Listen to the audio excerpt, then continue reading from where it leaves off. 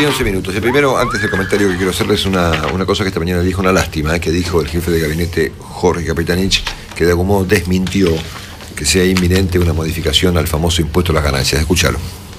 Uno siempre tenía la mención de que algunos grupos mediáticos concentrados pretendían adelantar las noticias, pero en este caso ya dan por hecho una decisión de la presidenta. La verdad que como jefe de gabinete no estoy informado respecto a la decisión que publica un diario, pero sigo bregando para aparecer en el semáforo verde, porque siempre aparezco en el semáforo rojo. ¿Ustedes me van a ayudar en esa campaña? Porque es un tema importante, siempre salgo en rojo o amarillo. Bueno, a ver, acá lo importante es el tema del impuesto a las ganancias, ¿no? Hay una suerte, Willy, me parece a mí, tengo una pregunta acá, de empecinamiento del gobierno por cobrar a la gente un impuesto al impuesto inflacionario. Porque estamos claros, como vos explicaste un día, que hoy en día el impuesto a las ganancias a los salarios aplica como un impuesto a la inflación, ¿no? Efectivamente. Porque, claro, suben los salarios como consecuencia de la inflación, no de una suba en términos reales, ¿no? Y hoy en día creo que ni siquiera llegamos a empatar la inflación con los subes de salarios.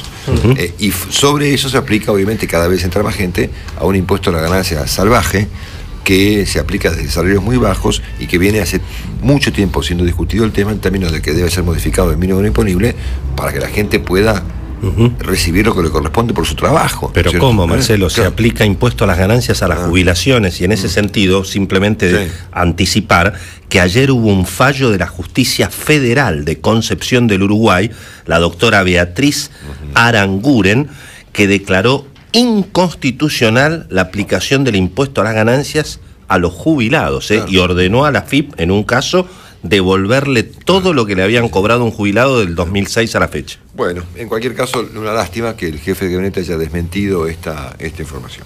Bueno, a mí me parece que estos son los temas más interesantes del día. Encuentro ocurrido ayer en el Congreso, llamado exactamente así. Encuentro Federal por una Seguridad Democrática y Popular. Bueno, para empezar a conversar me llama la atención que deba ponerse en el encuentro federal en cuestión las palabras democrática y popular, como si hubiese una Argentina que no es ni democrática ni popular, ¿no? A ver, la seguridad o la no seguridad es para todos los argentinos y todas, claro.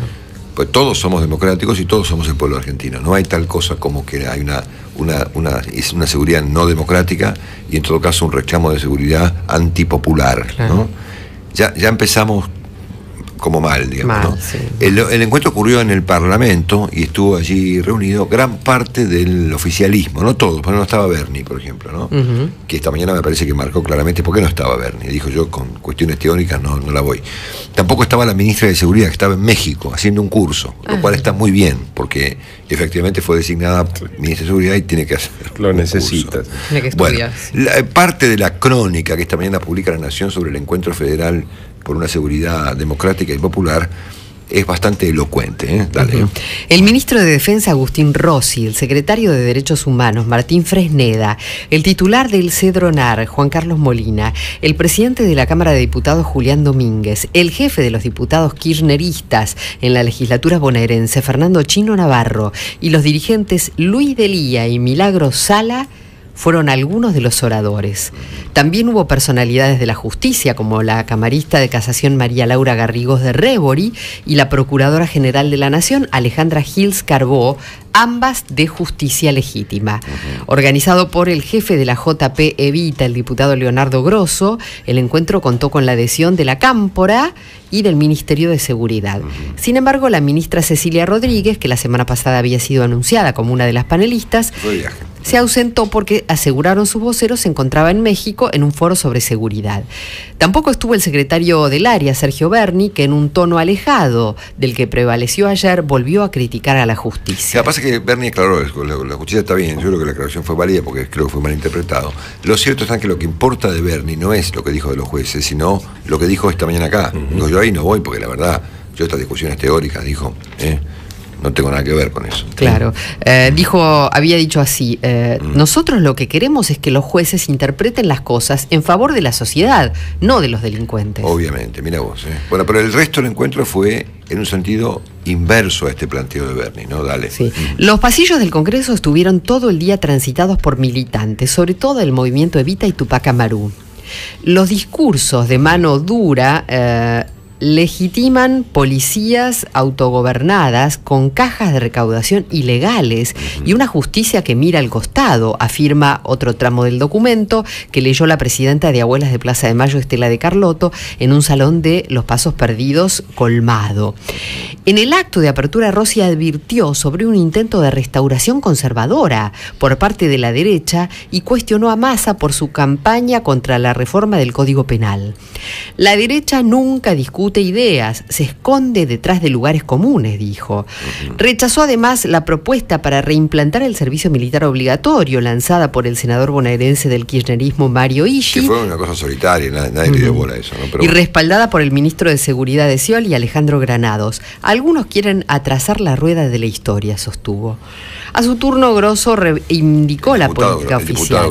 Sí, reivindicó la política oficial de seguridad. Tener un programa de seguridad es desarrollar la economía y la inclusión social. Es tratar de hacer una reforma judicial que nos permita hacer más accesible este poder que está de espaldas al pueblo. Es crear el Ministerio de Seguridad y sanear las fuerzas federales de seguridad, enumeró. Otro disparo por elevación a Scioli lo lanzó Domínguez. Tras criticar la criminalización de la pobreza, afirmó: no es casualidad que los precandidatos presidenciales más taquilleros hayan hecho una carrera de concurso represivo para ver cómo se reprime al pobre y cómo se estigmatiza la pobreza en la Argentina. Bueno, a ver, el debate por la seguridad se ha vuelto en la Argentina absolutamente teórico, ¿no? Y totalmente filosófico y político, y en cualquier caso nada práctico. El debate se divide en estos segmentos. Por un lado hay un gran sector del gobierno, incluido el jefe de gabinete, que supone que es un problema de los medios, ¿no? Que la seguridad es finalmente una cuestión que está estimulada, promovida, agrandada por los medios, al punto tal que ayer el jefe de gabinete, lo escuchamos antes de ayer en el Congreso, lo escuchamos ayer acá, sacó la cuenta de cuántas horas le dedican a la televisión, los temas, cada canal a los temas de seguridad. Y hemos escuchado muchas veces estos comentarios sobre la palabra repiqueteo, sobre que pasa la misma noticia 20 veces, sobre seguridad 20 crímenes, como si la gente fuera estúpida, digamos, ¿no? Claro. Pero, como si la gente estuviera, por ejemplo, 28 horas frente al televisor viendo el mismo crimen, y ese tipo supone que hubo 20 crímenes y no uno. Claro. Es decir, esta postura que ha enarbolado el jefe de gabinete supone que la gente básicamente es muy tarada, ¿no? Y que no advierte cuando una noticia, como ocurre en todas partes del mundo, se repite.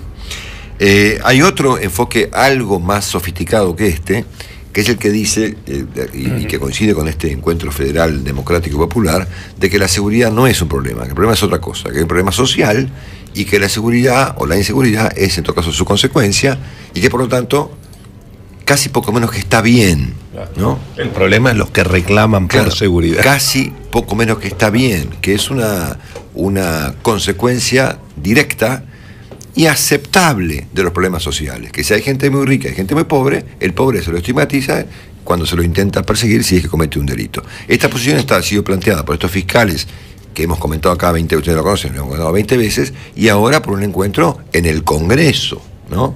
Y por supuesto llevada adelante por el mismísima reforma del Código Penal, que de algún modo va a establecer esta política de Estado de Argentina, que no solamente enarbola este gobierno, hace mucho que viene esto, respecto de no hacer nada bajo el argumento, se lo crean o no. Por ejemplo, yo no le creo nada a Julián Domínguez, por ejemplo, o a Agustín Rossi cuando planea, no le creo nada. ¿Por qué no les creo? Porque los conozco. Entonces, obviamente. A ver, si Julián Domínguez y Agustín Rossi nos vienen a explicar que hay un problema de la derecha y que pretende estigmatizar a la pobreza y que la seguridad está poco menos que es de la derecha, no sé qué cosa, perdónenme, muchachos, no les creo nada, pero no importa, es un tema aparte. Pero esta posición es la que supone que el problema está en la cuestión social y que en realidad lo que hay que combatir es a los policías, ¿no? Claro. Y a la gente que pide la intervención policial. Exactamente. Y después hay otro punto de vista en la Argentina, tal vez mayoritario o no, que supone que hay que enfrentar el problema. Y esa posición está enarbolada por diversos dirigentes políticos y fuerzas, Macri, Scioli, Massa, lo que sea. El asunto es que ninguna de las partes en cuestión hace ninguna de las cosas que dice, porque los que suponen que la seguridad debe incluir el combate en principio de la propia policía y que debe haber una seguridad democrática y popular, tampoco hacen nada. O sea, yo no veo acá ninguna depuración policial, ¿no? ni mucho menos ningún proceso importante de inclusión social. Entonces, esta posición se ha vuelto completamente teórica, es un debate teórico, universitario, perdón, me parece que es demasiado decirle académico, digamos, que es una suerte de masturbación teórica. Si están todos discutiendo esta cosa y no hacen nada. También es cierto que los que suponen la otra perspectiva tampoco hacen nada, o no hacen mucho, sí, ¿no? O sea, algo intenta Scioli, obviamente con mucha escasez de recursos y muchos problemas políticos, algo hizo Macri en la Ciudad de Buenos Aires con el tema de la Policía Metropolitana, y alguna otra experimento con mayor o menor éxito. Pero tampoco está pasando nada. Pero lo cierto está en que el debate se ha vuelto ideológico, se ha vuelto político, se ha vuelto mediático, pero en ningún caso es profesional.